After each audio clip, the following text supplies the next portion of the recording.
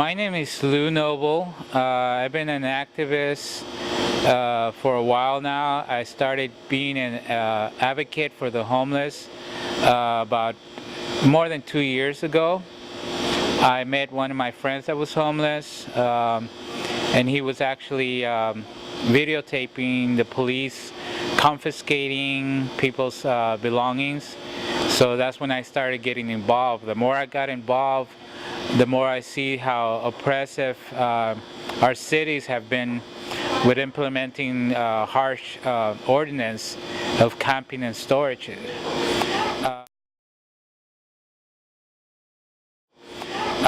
I started coming here to actually we're out here at the riverbed by Chapman in the 57, which the homeless had been evicted since they started being evicted since almost 2 weeks ago, and they started putting boulders and sand on the pretext that it was for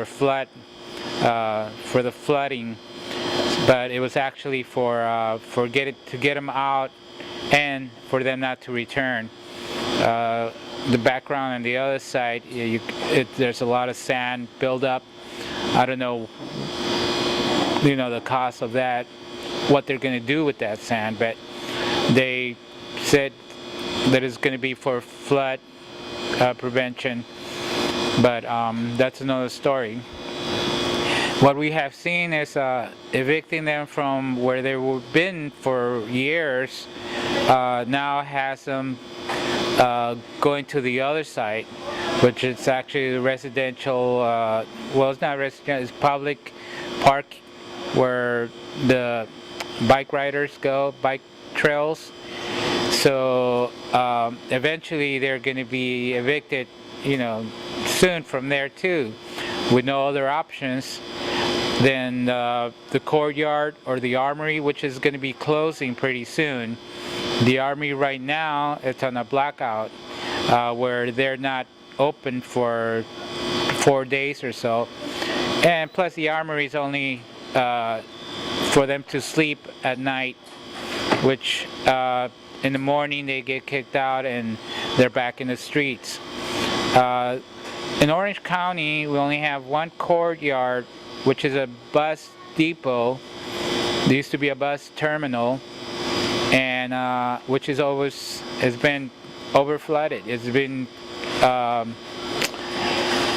this has no bedding out there anymore, and yet everybody's out here has been told to go down there. We have over 1,000 people out here in Orange County, and over almost 700 something people in Anaheim. I'm normally from Anaheim, and I usually have helped the homeless out there in the parks, La Palma Park, Maxwell Park, and Anaheim is the only city that has the ordinance of camping and storage, which actually criminalizes the homeless. The homeless been criminalized since 2013, with the ordinance being ineffective. It has not helped any of the problem or situation, except to oppress those who are already unfortunately they have lost their jobs. They are out there for different types of reasons. There has been a misconception with the community and people around that really haven't noticed that that there are different issues out there. Unless they come out and speak and talk to the people out here, that they'll see that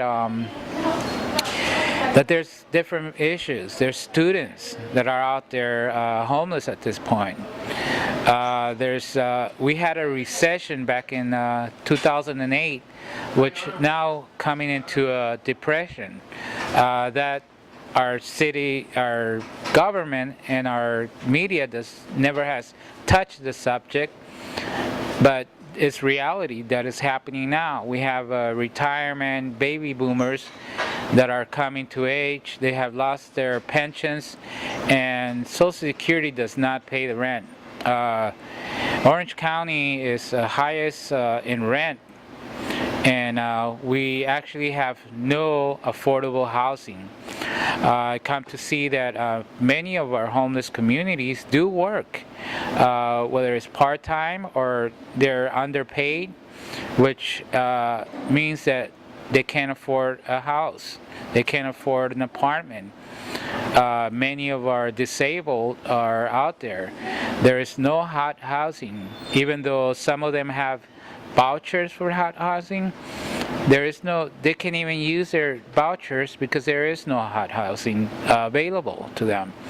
So since I've been involved on this, I have actually noticed all these issues that are combined, and to know that most of the community of house people or homeowners don't understand the issues that are really affecting our homeless community, because they're not all drug addicts, they're not all bums like a lot of people think. There is no jobs for a lot of these people, so they're struggling. A lot of people that were unemployed, their unemployment ran out and they still cannot find work. There are many who are coming out of prisons and they don't have any support of any of the businesses because they're not being hired. And there's, like I said, there's hardly any work. What we actually need in this county and in the rest of the cities are that we need affordable housing. We need something fixable for these people that are out there that are barely making ends meet. We have actually advocated for what I call safe zones, which becomes, to the county, safe zones means that they're going to be safe out of from police arresting them, from police. It's not the case. The communities out here on the riverbed or anywhere there homeless communities, they're actually, it becomes, they don't have any rules or regulations out there. So yeah, there are those that are actively victimized by some of the ones that are criminals aspect. They steal from them. We have drug dealers that come and prey on these people's luck, because now they're pushing their drugs into them, and that's why we have a lot of problems with drugs. Many people that can't afford their prescriptions, they tend to go with what could help them out there. So there's a lot that I have found out that I wouldn't have if I wouldn't have gotten involved actually and be out here and go out there and speak to a lot of these people that are out there. They're our community and they lived here. A lot of people say, well, where did all these people come from? Are they being shipped over here or what? No, they're not illegal aliens. They're actually our citizens that have grown in the cities. The problem is that a lot of the residents, when there is a shelter that the city is putting out, they come out against it. And they come out against the shelters saying, not in my backyard. Well, guess what? They're in your front yard already. So the solution here is for everybody to come down to the city councils, the board of supervisors, and actually demand that they open shelters, more shelters, not just one or two, but there should be a shelter in every city. And through the period of people waiting for those shelters, they should be campsites where they could be a transitional way of getting them into those shelters and not leaving them in the streets or in the parks, and then law enforcement coming around pushing them from one end to the other. Utah implemented housing first, and actually through that period of time that they implemented that, they have actually realized that it has saved them millions of dollars, putting them in homes first, then leaving them out there. The reason that cost has increased in the homeless for taxpayers is that, you know, there's emergency calls. Our police department is overwhelmed by all these calls because now they're spread out. I mean, when they come and disperse them from a campsite, well, guess what? They're all dispersed from, they all go different way. There are different ways, and then we have the community that calls because somebody's in their backyard or somebody's, you know, in their businesses. So it has become a problem for the community. Now that we see that they have been pushed to the other side of the riverbed, if they get pushed out of the west side riverbed, they won't have any alternatives than to go under bridges, and they will be more visible in our cities. We're trying to bring a solution. I'm not just in a one-sided, but I'm in two-sided deals. So if we all come together and actually push for more shelters and more camping sites, I think we could get this done. And it's just coming together with the cities, the communities, us as an advocates, and the homeless community themselves. Because many of them are wanting to work, and we could put them into work in these campsites as administrators. I mean, there are many bright people out there, but this is our solution where we could come together into a win-win situation. The county has a 10-year plan to end homelessness, but so far what they have implemented has not worked. As far as they're just putting a band-aid on a wound that has been really open so bad that we have thousands of people, over 1,200 people or more, I believe now. But the problem is that, you know, we don't have any sanitation in these camps. There is no trash pickup where they used to be. So now what, you know, people think, oh, these people are trashy. Well, it's not that. You know, if we go to your house and take your trash can and your trash bags away, where are you going to put your trash? And this is a health hazard to not have any bathrooms or trash pickup on these campsites that we are dealing now. So I think the solution that the county has is no solution. It has not worked. So we need to implement more pickup of trash, and need to actually get to, you know, be humane to treat these people as our citizens.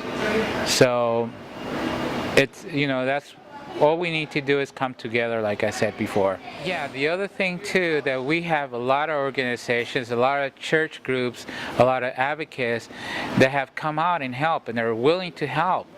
And even though the county is not picking up the trash, we have organizations and a church lady that has come out here and actually rented out a truck just to pick up all the trash that they have, just to keep it clean. But it's the city, it's the county's job to do that. So in essence, we are here as a community of advocates, churches, and, you know, organizations that are willing to help. And this is what we need to do, is, like I said, come together, and the county and the cities should reach out to us, because we know the solutions, we know that we could help. All they have to do is open up those empty lots that are out there, and we will help. There's organizations out there that could help.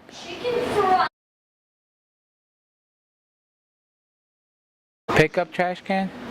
Well, they used to do it like every week out here, but they stopped for over a month. They stopped picking up the trash. So this lady that's doing this, she could only do it probably once a week.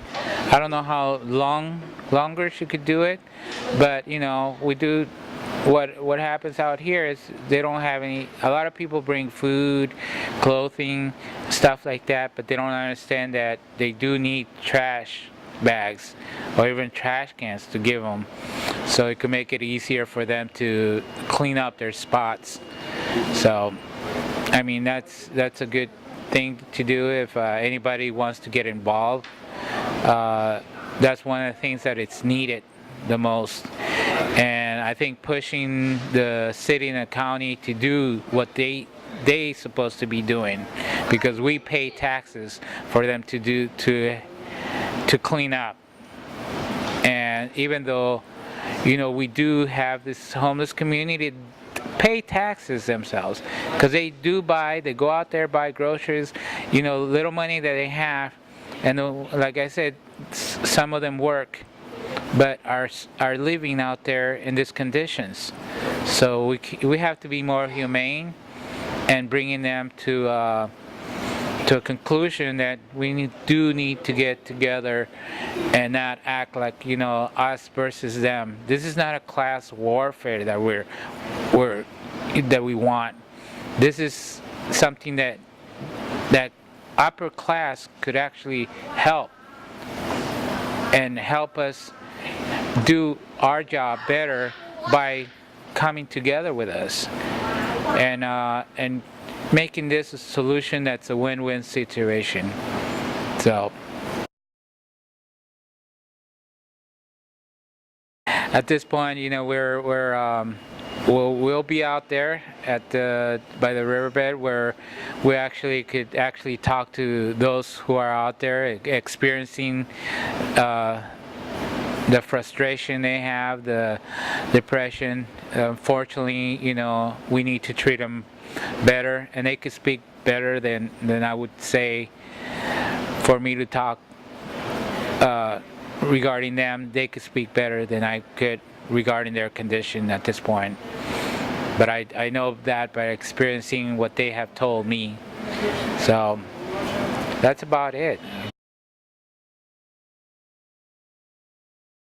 To get involved in this, I think I had, I never talk about myself, but I did have back in 2008 when the recession started. We lost our house and we lost our business. Fortunately, that we had a motorhome that we actually lived in for almost 3 years, so we were actually not homeless, but we'd experienced a little bit of discomfort living on a motorhome, and that's for me to project that, to see that living in the streets, it's a lot harder. That gave me the ability to experience a little bit of it, for me to get involved and see how I could help. And I think by doing that, it has given me the experience to actually know these people. I mean, know their hearts are good and they want to get back on their feet, but all they're asking is they're not asking for much, just to get back on their feet, and they can't do it the way they're going through right now, because they're actually, the oppression and what our county is doing, it hasn't worked when you're criminalizing them. So it's more humane to be our brother's keeper and help, because we could get them back into working, to doing for themselves, be self-sufficient, but they can when they're out there in those conditions. So that's what got me here, and that's why I'm still fighting for them, because any one of us could be caught up in that position. Another thing that I've noticed is that probably 90% of these people that I've talked to said they never thought they were going to be homeless at this point. So some people are like a paycheck away from homelessness. I'm Lou Noble. Thank you. Thank you, Esther.